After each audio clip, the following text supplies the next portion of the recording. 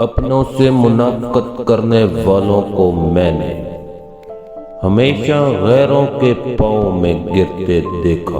حوصلے والا شخص جب ہمت چھوڑتا ہے تو اس کے بکھرے ٹکڑے اکٹھے کرنا ناممکن ہوتا ہے۔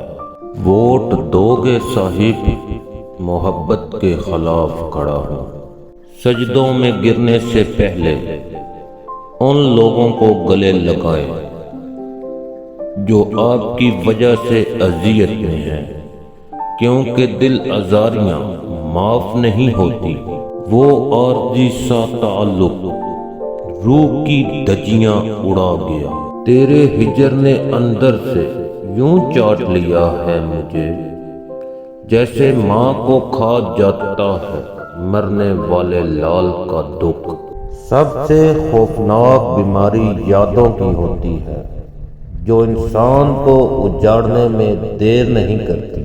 زمانے کا شکوہ نہ کرو، بلکہ خود کو بدلو، کیونکہ پاؤں کو گندگی سے بچانے کا طریقہ جوتا پہننا ہے، نہ کہ سارے شہر میں قالین بچھانا۔